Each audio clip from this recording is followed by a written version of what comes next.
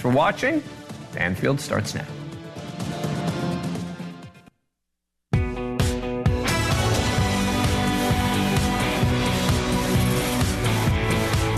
Hey everybody, it's 10 o'clock Wednesday night. We are live. I'm Brian Enton in for Ashleigh Banfield tonight. And if you don't remember the Apple River stabbing, you are definitely going to remember the video that I'm about to show you. Today was sentencing day for Nikolai Mew, and it is one of those cases and one of those videos that once you see it, you just cannot get it out of your head. Mew, who swore that he acted in self-defense, was sentenced today to 20 years in prison. It's all after he pulled out his knife and slashed and stabbed 5 young people on the Apple River in Wisconsin. Here is a little bit of that awful video. We don't want this.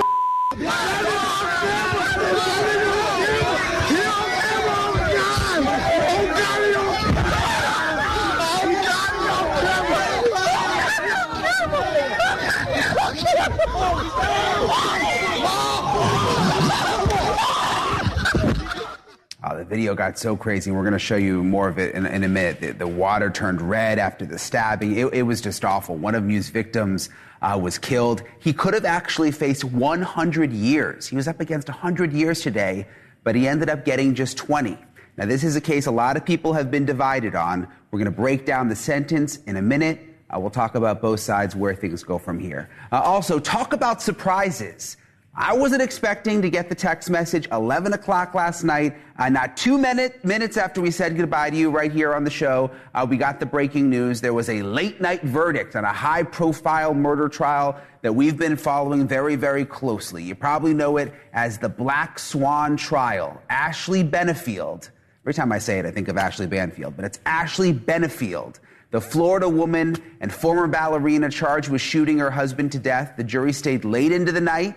And they came out of that jury room with a unanimous decision. They had to agree on one of 3 possible options. They had to find Ashleigh Banfield guilty of murder 2, find her guilty of manslaughter, or find her not guilty altogether and set her free. And they did pick one of those. They were unanimous.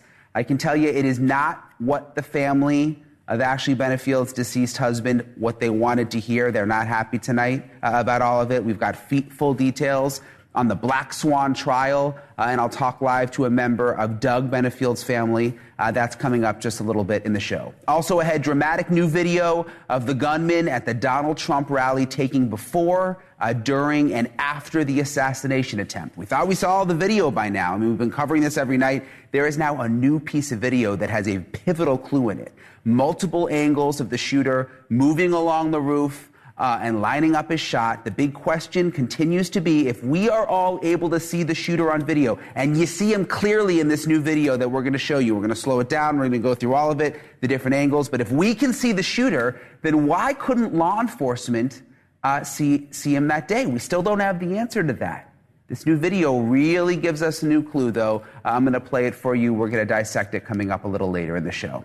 But we begin tonight in Wisconsin, where a man in his 50s who hacked and slashed a group of young people on a riverbank is now headed to prison. Nikolai Mew attacked 5 people on that hot summer day in 2022, killing one of them. They were tubing with friends on the Apple River in Wisconsin. One of those friends had lost a cell phone, and when Mew went looking for it, he met up with a group that he says was instantly hostile. They supposedly accused Mew of trying to spy on girls. Then they tossed his gear into the river and pushed him in after it. And after some shoving and punching and screaming, it's all on video. Again, we're going to show you the full thing in a second. Mew ended up taking out a knife and then started cutting and brutally stabbing these kids. 17-year-old Isaac Schumann was killed that day. Another young man was disemboweled. It was brutal. That young man ended up surviving, but he was in the hospital for 27 days, and there were 3 others that were stabbed less seriously, but were also hurt. Mew says the group had been drinking heavily. He says that he was afraid for his life, but even though much of the fight is caught on video, prosecutors laid out a very different version of what happened. And I'm going to play it for you now. I have to warn you, it is disturbing, and it is graphic. Take a look. Who is that? Who the hell is this? It doesn't matter. He said he was looking for little girl. He said he was looking for little girl. You're looking for little girl? Yeah. That's exactly what he said. We're not a foul. I even have that part on camera. Young ass kid. What that problem, bro? We're trying to have fun. If he's gonna claim you, he's gonna claim you. We don't want this.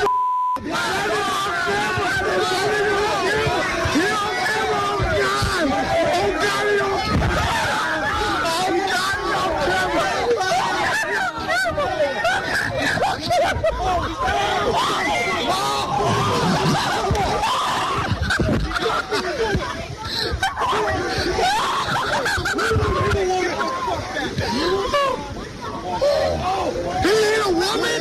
He ain't a woman! You ain't a woman! He ain't a woman! You killed him!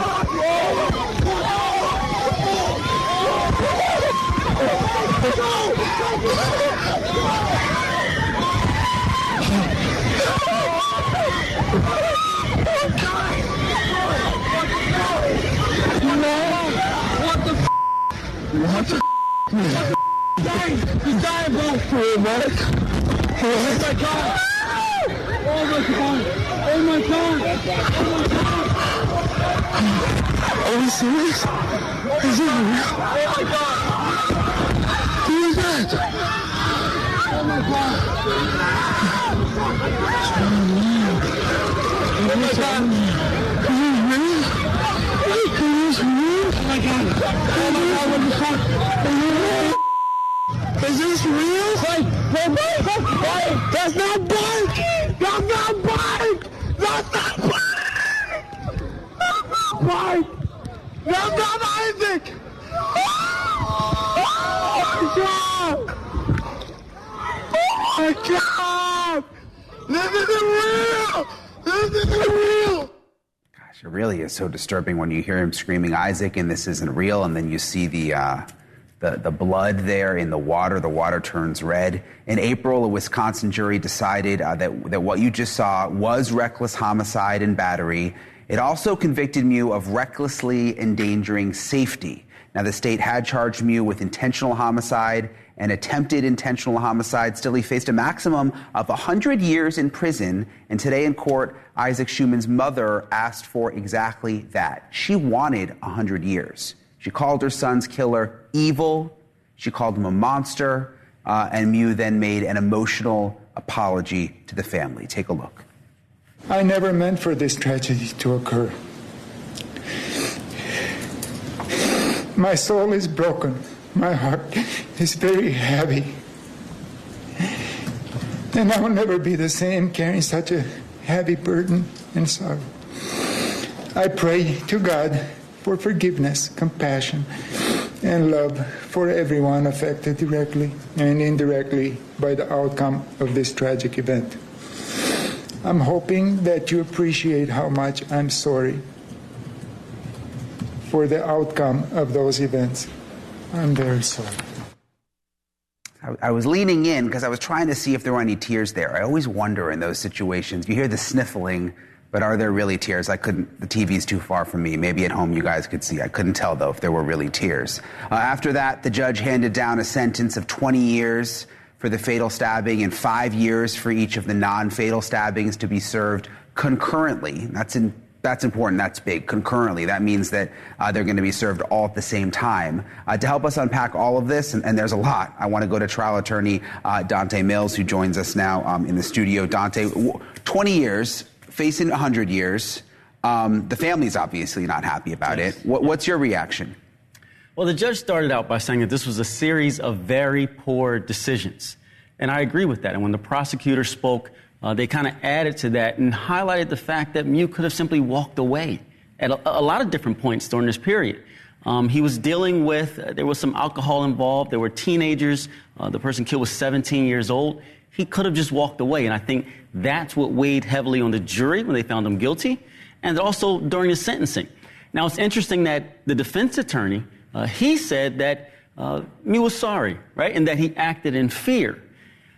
What I believed struck a chord is that Mew never accepted full responsibility That's why he's doing 20 years in jail, because it was deemed reckless behavior, but he never accepted full responsibility for this. And even during the trial, and when you said you were leaning in looking to see if there were tears because he was giving his statement to the family, he said he was sad about the outcome, but he never accepted responsibility for his actions and acting that way to begin with. Yeah, I always wonder at the sentencing phase, because at that point they know that they've been found guilty.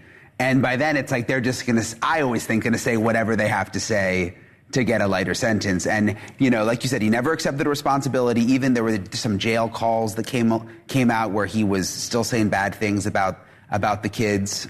So that's why I've just wondered, you know, does he really feel bad? You would think, right, when someone is at sentencing, they're looking for the lightest sentence possible, so they're going to say what they think will convince somebody.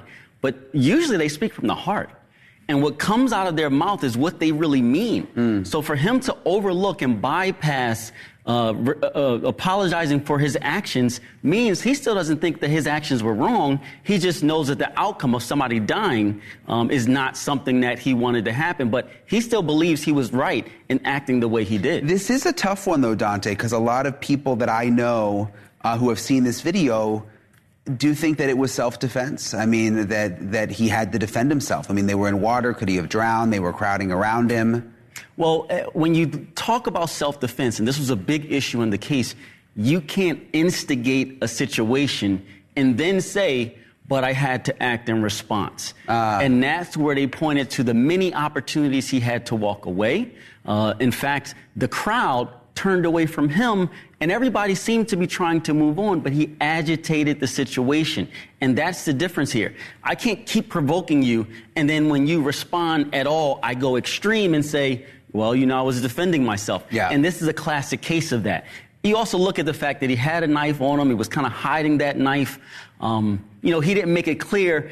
It wasn't like he showed the knife and said, guys, leave me alone or I will have to respond. He was hiding that. And you have to wonder if he was hiding that in preparation for a sneak attack. That's not self-defense if you're sneak attacking someone because you hit a weapon from them. Yeah, that's such a good point, that you can't instigate and then expect to use the self-defense. Absolutely. Yeah, it makes perfect sense. In terms of the sentences running concurrently, does that surprise you? Because that seems like a big win for him. It's a big one. And that's an important distinction because the judge had the ability to decide when he was sentencing. He was convicted of, I believe it was 6 counts, one of the reckless homicide, and then the reckless endangerment. And those sentences, the judge gave a sentence for each separate count. One was 20 years for the negligent homicide or reckless homicide, and then 5 years for each endangerment. The judge could have said, I want you to serve each sentence individually. All of those sentences would have equaled 41 years. But the judge said, I'm going to run all of those together. So for total, you're going to have to serve 20 years. I think that was the judge's way of saying, I'm going to sentence you for each one because they're all important. But I understand that this in part wasn't intentional. So I'm going to give you the ability to serve it together so that you can have some kind of life after this. He's going to be around 70 years old when he gets out. But the judge is giving him the ability for redemption because I don't think the judge saw this as an intentional act. But he had to make it clear that he was wrong in what he did. Isaac, the victim, his father, Scott, actually spoke outside of the courthouse about the, quote unquote, apology. I want to listen to what he said. Remember getting the call from my other son. It was the worst phone call I ever received. And I feel that justice has been served. I was expecting maybe double what he got. So I'm a little surprised at that, but I'm glad that I don't have to be the judge and make that decision. I'll say that I'm happy that he did apologize. I still need to process that. But I didn't expect it, and I was happy that he did that. Yeah, I mean, you just imagine what that dad's going through. I've actually gone out on tubing trips like that. There's all sorts of kids out there having a good time. I mean, what did you make of the apology? I mean, you see a lot of this stuff. You've been in the courtroom. What did you make of the apology? Did you find it believable? I mean, obviously, I don't think the dad really did. I still don't believe that Mew feels he did anything wrong. Yeah. He may be sorry that someone died as a result of the actions in general, But I get the sense after the trial, after the sentencing, he doesn't feel like he did anything wrong. I will say that the victim impact statements made by their surviving victims were very impactful, I believe, on the judge, because they talked about how fearful they were in that moment. And then you compare that, Mew's attorney said that in jail he was suffering from PTSD. He's still being presented by his attorney as a victim. Yeah. And I just don't think that the judge saw that and said, okay, I need to kind of give this guy something light. 20 years is significant. And you saw that the father here said he wanted double, but he was accepting of 20 because that's a significant sentence for someone to go to jail and be away from their family, be away from their life. And I think it was appropriate here. Yeah, we're going to talk more to Isaac's parents. They're actually going to be on the show with us tomorrow night live. And obviously they're living this nightmare, even though the sentencing is over, never really gets any better for parents in that situation. Never going to be over. Yeah. And through this whole process, the 20 years that Mew is in prison, this family for the next 20 years, for the rest of their life, is going to have to deal with this. One of the victims in their statement talked about how every conversation that she has kind of goes back to this moment. Yeah. This moment is going to define that group of kids for the rest of their life. To see that, to be there, just you feel it through the video. Dante, thank you for coming on tonight. Thank you, really appreciate you. See you soon, I hope. Still to come tonight, the Black Swan murder trial. It is over. It ended late last night. Didn't expect that. 11 o'clock last night. We got the call that there was a verdict. The former ballerina who admits shooting her husband dead in Florida swears that it was self-defense, another self-defense case. But did she convince a jury of her peers? We've got the verdict. I've got the full details. I'll talk to a member of the victim's family who also took the stand. What comes next for Ashleigh Banfield? We've got it right after the break.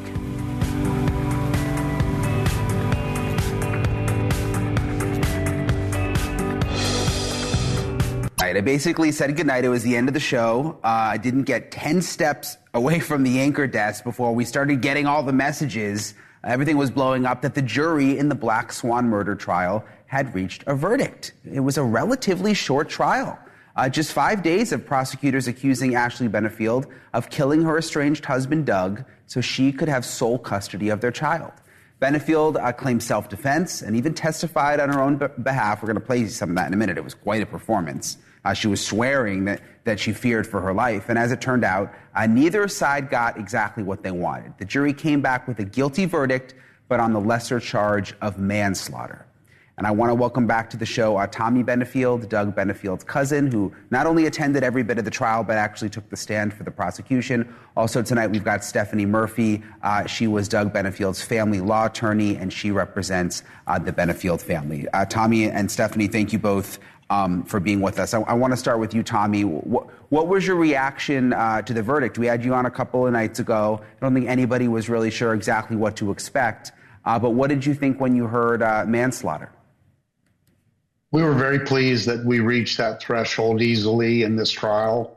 We knew that we would get the manslaughter conviction pretty easily with all the evidence produced. We knew that the second-degree murder was going to be a tough call because of all the confusion of her testimony, the other witnesses who took in her story and then broadcast that in the courtroom in spite of the evidence. But the family is very pleased that she's up to a 30-year maximum sentence and will go through the sentencing the pre-sentencing investigation over the next 2 months. But we believe we'll get in above 28 years as our hope.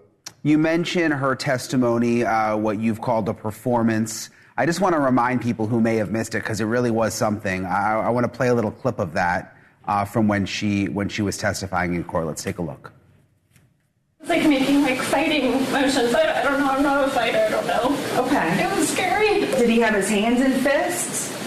Not at that point. They were like, I don't know. Was he coming at you like this? And he lunged at me. He came very quickly. Okay, so he lunged. Was his fist up when he lunged? I don't remember. Could you tell, Tommy, you've said she's a performance artist in the past. She was clearly acting emotional. Were there real tears there?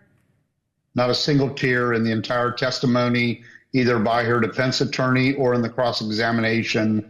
She was very, very unemotional last night, clearly prepared for going to jail last night. No emotion whatsoever, never a single tear.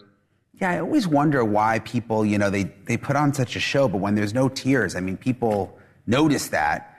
Stephanie, what do you think was going through the jury's mind? I mean, obviously, this isn't exactly the outcome you all wanted. What do you think held them back from the murder charge?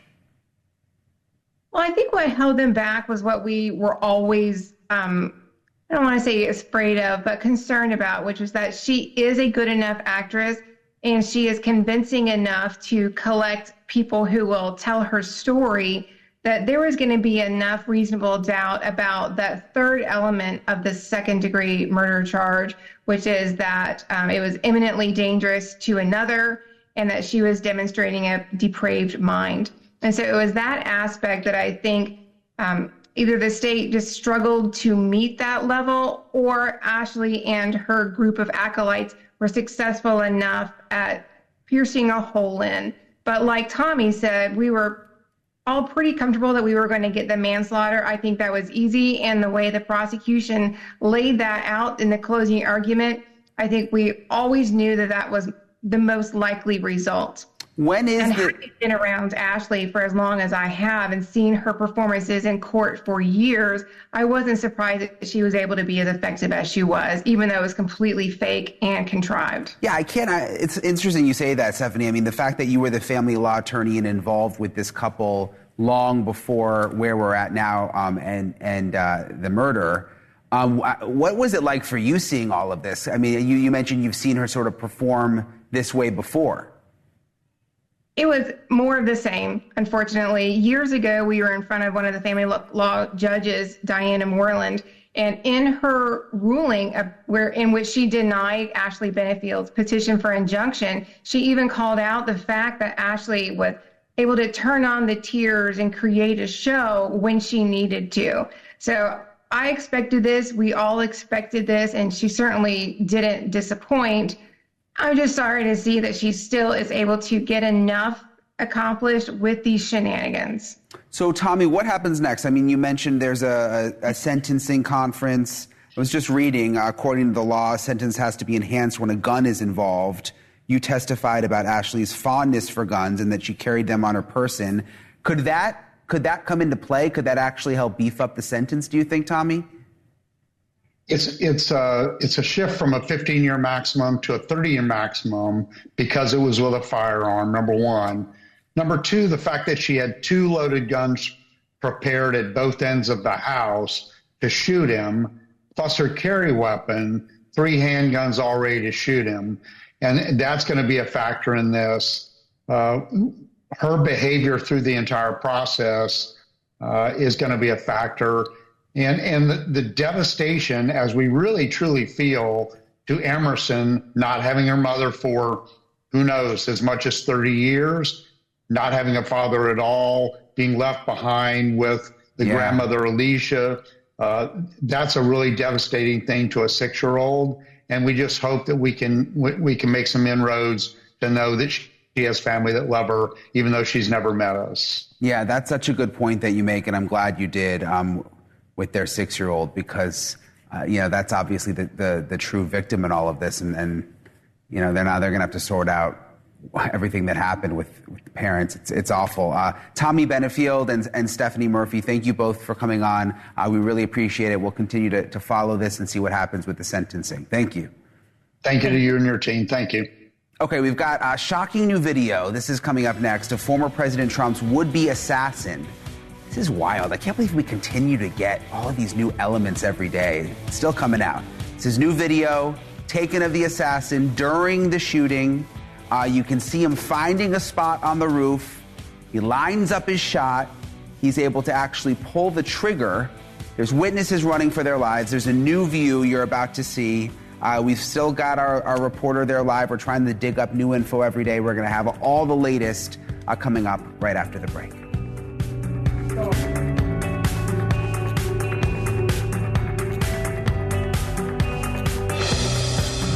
Questions about the Donald Trump assassination attempt has suddenly become even more important. Why didn't law enforcement see the shooter on the roof before the shooting? We've been asking that question all along. A video has just been released. Look at this. which shows a figure moving across the roof of the AGR building just minutes before gunfire rang out. You see the circle there. You can see him right there. This video, acquired by Fox News Digital, was shot by James Koppenhaver, one of the victims critically wounded in the July 13th assassination attempt. I'm just taking a good look at it here. So you can see him moving there rather quickly across the building there. All the previous video that we've seen of the building made it seem like the shooter's position was nowhere near the stage. But as you can see from this different angle, it was possible to see the figure. It's believed to be the shooter during Trump's speech. Remember, people saw him. The police didn't see him, but people in the crowd saw him and were yelling out that there was a man with a gun. So why didn't the Secret Service or law enforcement see him with all the people that they had there and the snipers and all the rest? And it's not the only new video of the shooter during the attack. In just a moment, I'm going to show you a video captured by a witness who was standing near the building. Fair warning, it is considered graphic by some. The video shows people screaming and frantically running for their lives. You'll hear the sounds of gunshots and gunfire. Thomas Crooks got off 8 shots, remember, in under just 6 seconds. And at the end of the video, you will hear 2 other shots, one from a local police sniper and one we believe is from the Secret Service sniper. The video does not show the gunman or anyone else being shot. So don't worry about that. If you don't want to see that, I don't blame you. You're not going to see any blood or anything like that. But it's important to watch this because these are new angles that we haven't seen. Take a look. And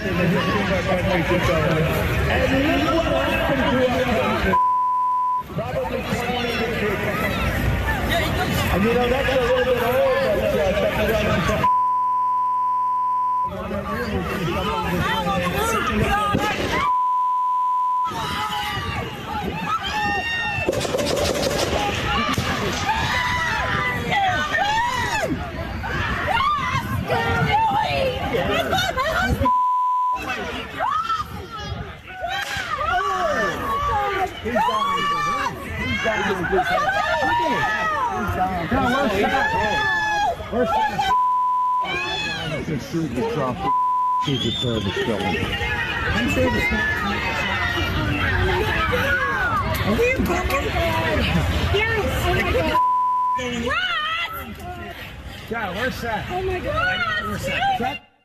So you see it's blurred there. Obviously, it's I've seen the picture.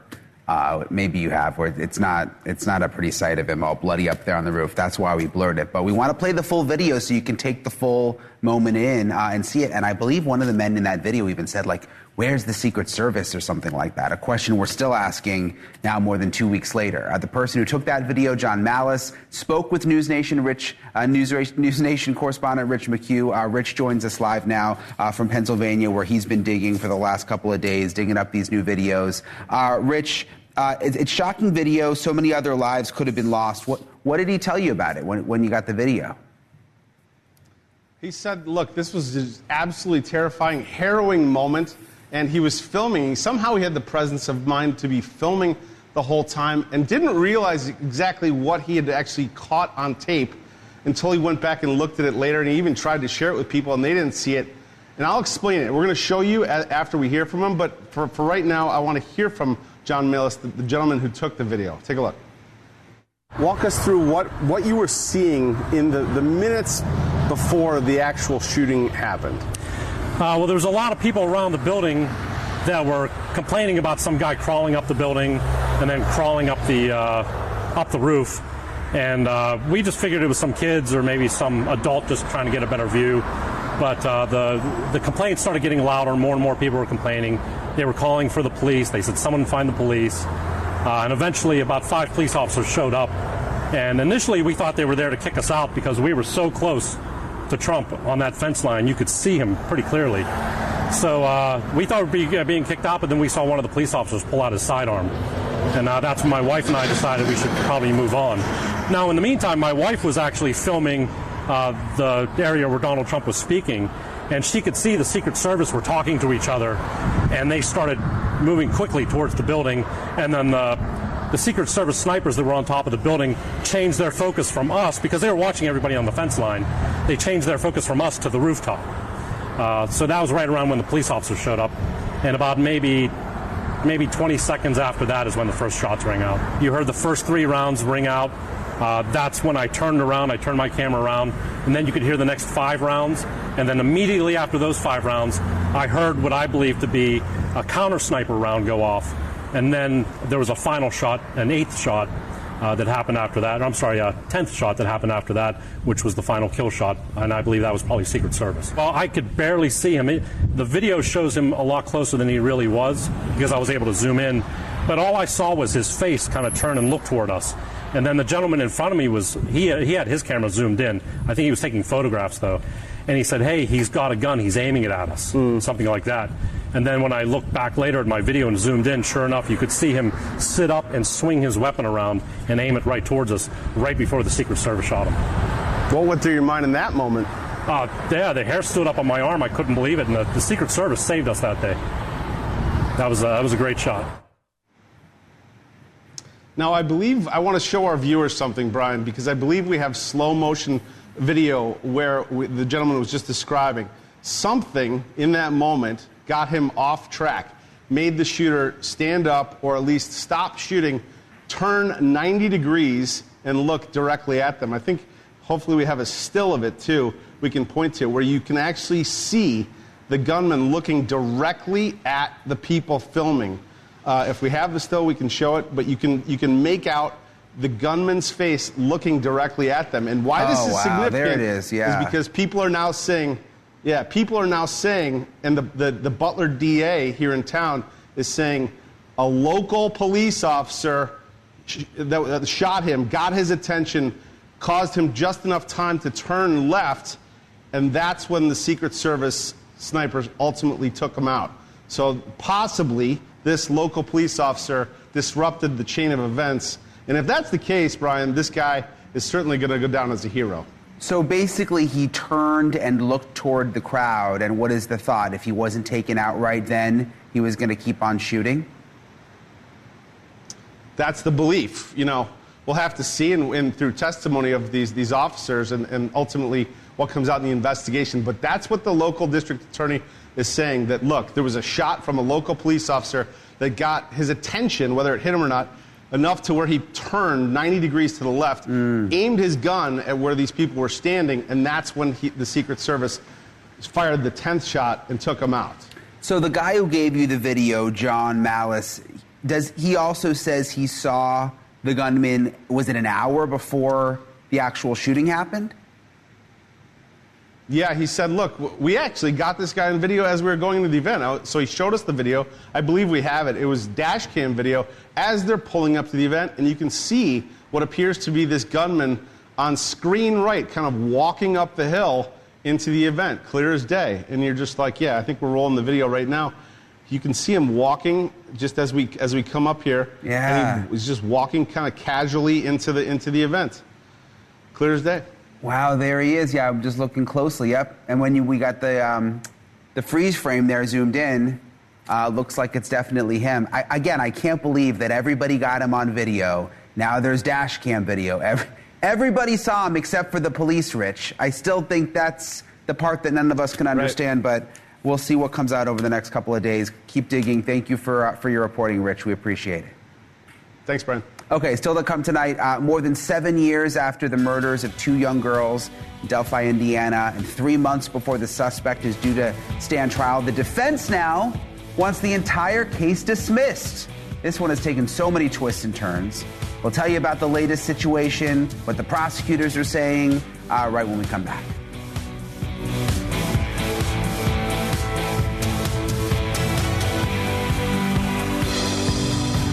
Adulthood. That's why vaccines matter so much. For 40 years, Rotary and partners have delivered vaccines globally. Like here and even here, in your neighborhood and around the world, Rotary is ensuring children grow up safe from preventable diseases. Heartburn acid before it begins. Get all day and all night heartburn acid prevention with just 1 pill a day. Choose acid prevention. Choose Nexium. It has been almost 7.5 years since 13-year-old Abigail Williams and 14-year-old Liberty German were murdered while hiking near an abandoned railway bridge in Delphi, Indiana. For 5 of those years, it felt like investigators would just never make an arrest. The biggest lead was a tiny bit of video. It was actually captured on one of the girls' phones. It was a husky man ordering them down the hill.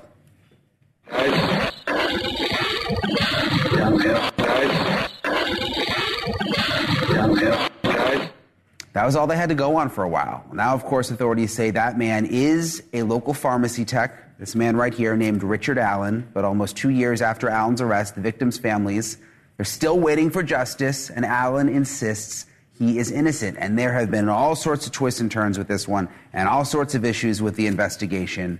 Well, today he was back in court to see his lawyers accuse prosecutors of withholding evidence and ignoring at least one other suspect. They say investigators never meaningfully questioned a man named Brad Holder. That's his name, Brad Holder, who lives in a nearby town and whose son had dated one of the victims. Supposedly, the man has ties to a pagan religion, actually called Odinism.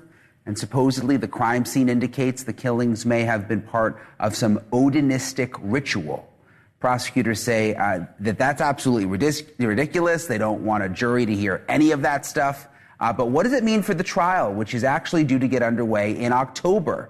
For that, I turn to Sky Lazaro. She's a criminal defense attorney who tried over 100 jury trials throughout her career, from misdemeanors to also homicide. Sky, thank you for being with us. Allen's attorney has basically said, look, every Tom, Dick, and Harry, even those who had nothing to do with the case, had to turn over their phones. But this Holder man never had to, and they find that to be very, very strange. Do you think they have a point? I do. The timeline that they point to as part of this, where he clocked out of work and he wasn't that far from him, and then his ties to one of the victims. I think if you're going to talk to everybody else and you're going to look at everybody else's phone, I think ignoring that, unless you can positively exclude someone as a potential witness, is a problem. Is that actually enough, though, to have the case thrown out, which it seems like is what they're trying to do? I mean, that seems kind of extreme to me. I agree. I don't think ultimately they'll be successful and the case will be dismissed, but this is a murder case. So it's one of those things, when you're the defense attorney, you have to try all of these avenues and raise all of these issues. If he's convicted and the case goes up on appeal, if he doesn't preserve it down at the trial level, he can't argue it then on appeal. So, some of this, even if you know you're not going to probably be successful in a dismissal, you need to raise the issue if it's an issue. That makes sense. Okay, so likely not going to get thrown out, but we'll see. But do you think this whole issue with Holder and the fact that he's basically the only guy whose phone they didn't get in search, is that something that you think could come up during the trial in October? Could that be a part of the defense? Absolutely. Even if they lose this motion, they're not barred from making any of these arguments at trial, and they should. I think there's probably going to be a number of things that they look at, the lack of forensics and ties and things like that. But you also, if you can point to someone else, you should. Now, that can be a bit of a double-edged sword, because what you don't want to do as the defense is somehow get the jury thinking that you have to prove something. So you have to be a little bit careful about, pointing to another possible suspect if there isn't something legitimate there to argue. Interesting. And you mentioned it, forensics. I mean, the defense has said over and over again that there's no forensics or hard evidence that actually connects Richard Allen directly to the murders. There's some ballistic evidence, but, there's already been experts who have said that that's shaky at best. It seems like forensics here would be more of the defense. The lack of forensics would be more of the defense strategy than maybe bringing in this other guy. I would agree with that. I think that's their best argument, and that's probably the one I would hone in on and spend the most time on is, if this individual committed these killings and it's the individual in that video, there should be, or they should have found something to tie him to them, some sort of fiber or DNA evidence or something along those lines. It's pretty hard to commit a crime and not leave any trace behind.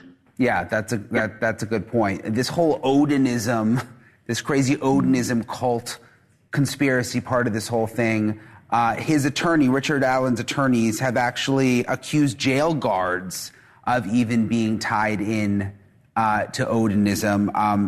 I mean, what do you make of that? What are the chances this all really is tied together?